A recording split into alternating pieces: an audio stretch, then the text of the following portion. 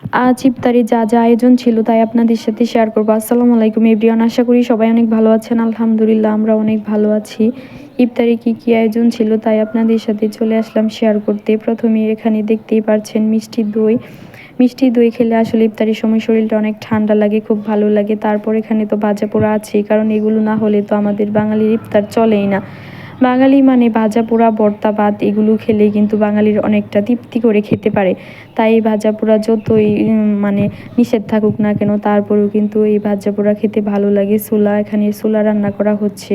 সব কিছু ইফতারের আগে রেডি করে নেওয়া হবে, কারণ ইফতারের সময় তো অনেক কাজ পড়ে, ঝামেলা থাকে, সবার বাড়িতে হয়তো এরকম কাজ পড়ে। তাই এখানে ছোলাটা রান্না করে নেওয়া হচ্ছে, সব কিছু এখানে এনে তারপর সবাই একসাথে মিলে মুড়ি মাখাটা করে নেব।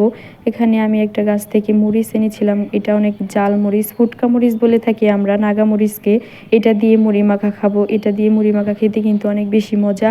আর এখানে বেগুনিগুলো কেমন হয়েছে তাই আপনাদেরকে একটা একটা করে দেখাচ্ছি। এতটা ভালো হয় না আমার কাছে, আমি যতটুকু পেরেছি ততটুকুই করেছি, কারণ এগুলো আমি তৈরি করেছি, আমার নিজের হাতে বানিয়েছি ছোলা আর এই পেঁয়াজুগুলো। আর এখানে আমার ছোট্ট বোন শরবত বানানোর দায়িত্বে আছে, কারণ সে সবসময় প্রতিটা রমজানে সেই শরবত বানিয়েছে।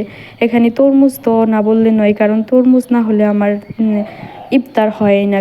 তরমুজ ফলটা আমার থাকতেই হবে, কারণ তরমুজ আমার অনেক পছন্দের একটা ফল। আর তরমুজ খেলেও কিন্তু অনেকটা শান্তি আসে ভিতরে। আর আপনারা কে কী দিয়ে ইফতার করেছেন অবশ্যই কিন্তু কমেন্ট করে জানাতে ভুলবেন না। এখানে মিষ্টি দই নিয়ে নিচ্ছি, কারণ মিষ্টি দই এখন খাবো। মিষ্টি দইটা অনেক মজা ছিল।